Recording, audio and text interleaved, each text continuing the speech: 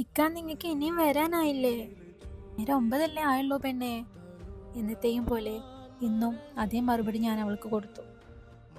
രാത്രി വൈകി വന്നാൽ പിന്നെ അവൾ പറയുന്നത് എന്തും ഞാൻ അനുസരിച്ചോളണം. അതായിരുന്നു എനിക്കുള്ള അവളുടെ പണിഷ്മെന്റ്. പതിവ് പോലെ അന്നും ഞാൻ നേരെ വൈകിയാണ് എത്തിയത്. പുറത്ത് നല്ല മഴയാണ്. ആകെ നനഞ്ഞു കുളിച്ചാണ് വരവ്. ഇന്ന് അവളുടെ കയ്യിൽ നിന്ന് കിട്ടും, ഉറപ്പാണ്. തലങ്ങും വിലങ്ങും കോളിംഗ് ബെല്ലടിച്ചിട്ടും അവൾ വന്ന് വാതിൽ തുറക്കുന്നില്ല. ഫോണിലേക്ക് അടിച്ചു നോക്കി, എടുക്കുന്നില്ല. സമയം അരമണിക്കൂറോളം കഴിഞ്ഞു. എനിക്ക് ടെൻഷൻ ആവാൻ തുടങ്ങി. കയ്യിൽ കിട്ടിയത് എന്താണെന്നൊന്നും എനിക്ക് കറക്റ്റ് ഓർമ്മയില്ല. കിട്ടിയത് എന്തോ വെച്ച് ഞാൻ വാതിൽ തല്ലിപ്പൊളിച്ചു. അകത്തേക്ക് കടന്നപ്പോൾ നിലത്ത് വീണ് കിടക്കുന്ന അവളെയാണ് ഞാൻ കാണുന്നത്.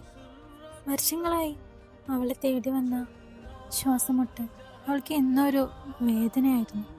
എങ്കിലും ഇക്ക എന്നുള്ള വിളിയിൽ അവളെല്ലാം മറന്നിരുന്നു.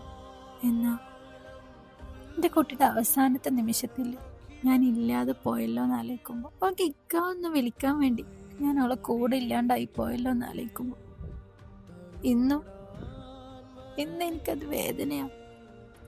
ഇവിടെ എപ്പോഴും നല്ല മഴയാടാ. ഇക്കടെ മോൾക്ക് ആ കബറിൻ്റെ ഉള്ളില് തണുക്കുന്നുണ്ടോ? നീ ഇല്ലാണ്ട് ഇക്ക എവിടെ? ഒറ്റക്ക് തണുത്ത് വിറച്ച് കിടക്ക. അപ്പൊ ആരുടെ മണ്ണില് ഇക്കടെ മോൾ എത്ര തണുപ്പാ അനുഭവിക്കുന്നുണ്ടാവുന്നേ.